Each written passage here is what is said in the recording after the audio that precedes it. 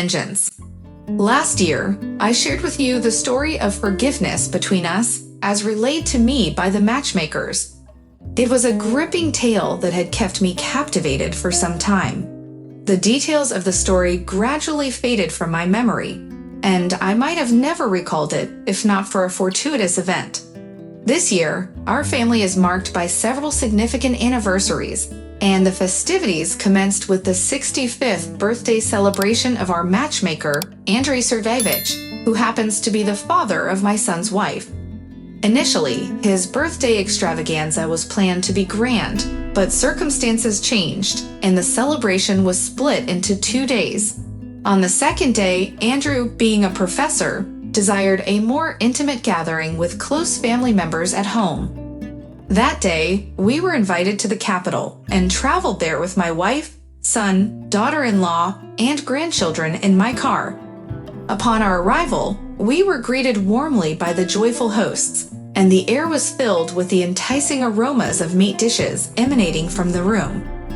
The usual toasts were replaced by conversations reminiscing about past memories, interrupted only by the occasional requests from the grandchildren for more compote or slices of cake. As darkness fell outside and the grandchildren were tucked into bed, my son and daughter-in-law decided to take a stroll around Moscow, leaving my wife and me with the opportunity for a quiet conversation. It was then that the matchmaker, Antonina, immediately brought up the story about her neighbors. "Ah, Petrovich, I thought I couldn't keep these details to myself," Antonina whispered. "I have no one to share it with, and it's not something I can openly discuss with just anyone. But you seem to know. You were there. I asked you to tell me how it all unfolded." Chuckling, Andrei turned to his wife and remarked, "Oh, Antonina, it hasn't been long since you retired. What will happen if the esteemed associate professor Antonina Maximovna starts getting hooked on soap operas? You can't even keep your tongue behind your teeth without them." "Come on, Andrew," Tanya retorted, waving her hand dismissively. "Haven't you been curious yourself? Every now and then you asked me, 'Well, what's happening? How's it going? Has Ninotchka not told you anything?' You only stopped once you knew all the details, or have you?" In response, Andrei smiled, waved his hand, and slightly winked at me before pouring shots of cognac. As I heard the name Nina, I began to recall the subject of our conversation and prepared myself to listen to Antonina's account. "What did I tell you last time? That Oksana had arrived at Ninotchka's place with Vitalik, right? But do you know anything beyond that? Well, get ready to be shocked. I thought the most important thing was to establish if Vitalik was the father or not. But as it turns out, that's not the most crucial aspect. As the story unfolded, it became evident that Oksana arrived 5 months pregnant and stayed with their friends for less than a week. Vitalik found her an apartment, but deliberately sought a place far away from their neighborhood, aiming to avoid any accidental encounters. Oksana rejected 3 apartment options initially, citing reasons like unsuitable wallpaper or an unfavorable view from the window. Eventually, she found an apartment she liked and settled there. Initially, Vitalik visited her every other day, bringing food, inquiring about her well-being, and providing money for a private clinic. However, Oksana eventually told him not to appear so frequently, emphasizing that she didn't need him for herself, but solely as the father of the child. She informed him of the child's surname and clarified that she had no intentions of seeking alimony or inheritance. They agreed that Vitalik would visit once a week, solely to provide money and groceries before bidding farewell. As Oksana's pregnancy progressed, so did her demands. She started insisting on luxurious products and requested more and more money.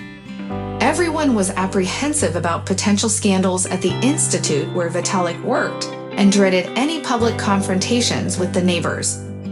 Consequently, Ninotchka and Vitalik fulfilled all of Oksana's whims, continuously bending to her will.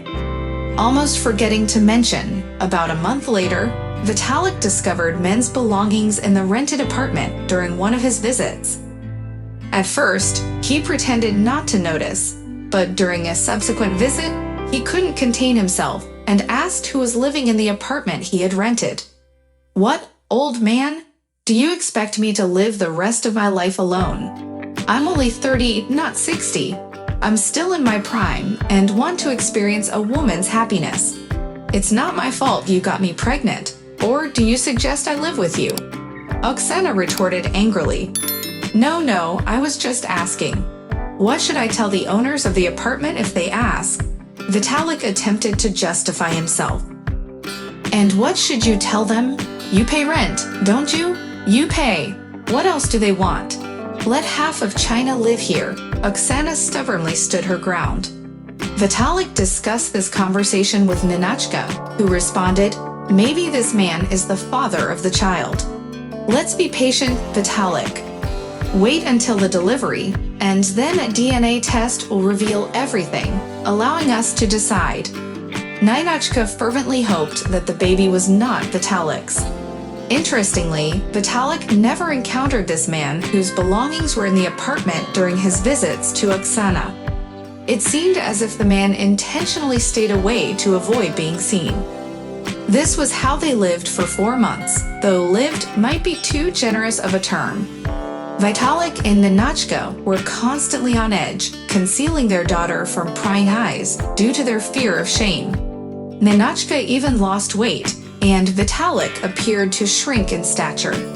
As the time for Oksana's delivery approached, she had already arranged for a high-end clinic. Was it mere coincidence? I highly doubted it. Even before giving birth, Oksana started discussing cribs and strollers, but Vitalik held back, asserting, "Let's wait until after the birth. If the child is mine, then we can consider cribs and strollers." Oksana went through a normal delivery, giving birth to a healthy baby boy. Ninotchka couldn't wait to leave the hospital. She decided to accompany Vitalik to meet Oksana at the hospital and collect DNA samples. She wanted their friends to have certainty as soon as possible. Vitalik even bought flowers for Oksana, motivated by the thought that she might have given birth to his son. Together, they met Oksana outside the maternity hospital, accompanied by the man who had been living with her, as they later discovered, and Oksana's mother. According to Ninotchka, Oksana's mother, Marina, glared at Vitalik with such intensity that he wished the ground would swallow him whole. They all proceeded to Oksana's rented apartment, where the discussion about conducting a DNA test began. "Do you really think, you old man, that my daughter—" Despite the tense atmosphere in the apartment, Vitalik and Ninotchka still collected the necessary materials for the analysis, handed them over to the laboratory, and waited anxiously. To be safe, Ninotchka insisted on sending the samples to 2 different laboratories. One promised results in 3 days, while the other said it would take 5. They decided to wait for both sets of results before opening any envelopes. The temptation to peek was strong, but they held off until they had both envelopes in hand. When they finally opened them, the results were negative. The relief and joy that washed over Ninotchka and Vitalik were indescribable. They had endured so much during this period. Their once harmonious family had faced unexpected trials in their later years. However, there was still one more test to pass: the conversation with Oksana. They needed to understand why she had resorted to deception. Ninotchka accompanied Vitalik for moral support, and they brought both sets of results with them to present to the new mother. Oksana had asked her mother, Marina, to stay with her and help with the child. Unbeknownst to anyone, including Oksana's partner, Misha, Vitalik, and Ninotchka were on their way to the rented apartment. On their journey, Vitalik expressed his relief that everything had turned out this way, but he admitted that he would have been happy if the child were his own. Upon arriving at the apartment, he composed himself and resolved to be persistent, not only presenting the DNA results, but also seeking an explanation for the deception. "Here," Vitalik said, placing the 2 envelopes on the table. "2 tests, and both of them show that this is not my son. Oksanka is my daughter-in-law. She and Misha aren't married, but they live together as a family. I found out about Oksenka's pregnancy just a couple of days before you got drunk. When you went to bed, I made sure, you old geezer, that you went to a separate room. I called Oksenka and told her everything in a nutshell, asking her to tell me if you lay naked beside me, and that would be all. I promised to guide her on what to do next. That's how it all played out.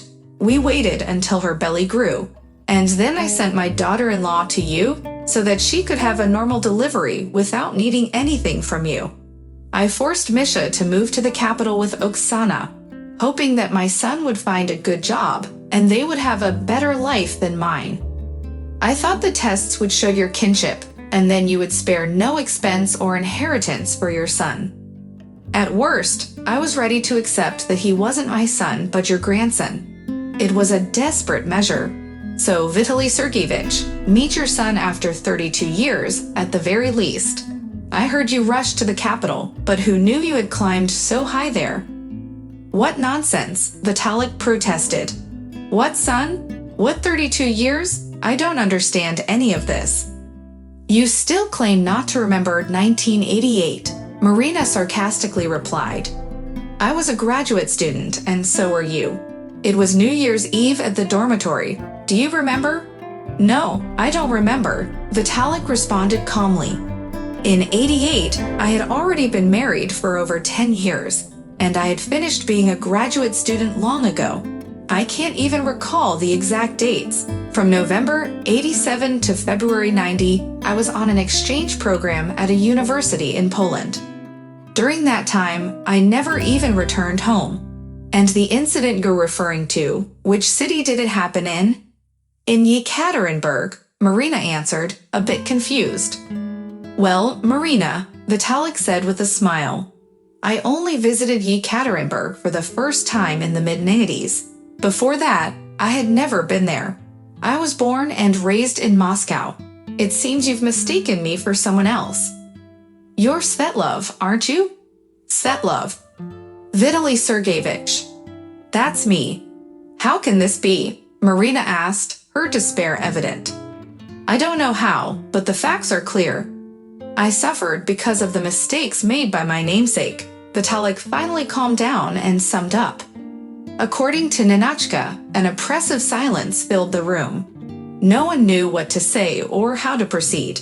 Marina showed no intention of apologizing, nor did Oksana. After about 5 minutes, Misha cast a judgmental look at his mother and abruptly left the apartment, slamming the door behind him. Vitalik took the test results and, at the doorstep, declared that all the money he had spent on Oksana and the apartment would be on their conscience. Ninotchka asked why he didn't demand at least a partial refund, to which Vitalik replied, that would require meeting with them again, and I don't want to. I want to erase these 4 months from my memory as soon as possible. The only thing he immediately requested was for them to move out of the rented apartment. They had a week and a half left on the lease, but Vitalik made it clear that he would not renew it. He worried that enterprising Marina and Oksana might not remove the furniture, but fortunately, everything went smoothly. This is a tale of infidelity, revenge, youthful mistakes, and unexpected twists of fate, Antonina concluded, pleased with her summary. Indeed, if Marina had gone through with her plan to use rat poison, things would not have turned out so well, Andrei remarked. So they never saw each other again. Oksana, Marina, and your neighbors, I inquired. According to Ninotchka, Vitalik was concerned about Oksana leaving and whether she would vacate the apartment on time, since he was the one who had rented it. Antonina continued explaining. Therefore, on the day they were supposed to move out, he sat near the neighboring entrance, keeping an eye on things. That was the last time he saw them, though they didn't see him. Although, Oksana knows Ninotchka and Vitalik's address. If they wanted to apologize, they would have done so long ago. While we were still at the table, Antonina recollected and shared some minor details from Ninotchka's stories. However, I deemed these details unimportant, so I chose not to recount them. Asterisk, asterisk, asterisk. Sometimes, when you witness or hear a story, you can't help but exclaim, life is full of coincidences. It can weave intricate plots that leave us mere mortals surprised, amazed, and of course, grateful when everything turns out well. One of life's blessings is that, just like in good fairy tales, goodness and truth prevail more often than not, leaving wickedness with nothing.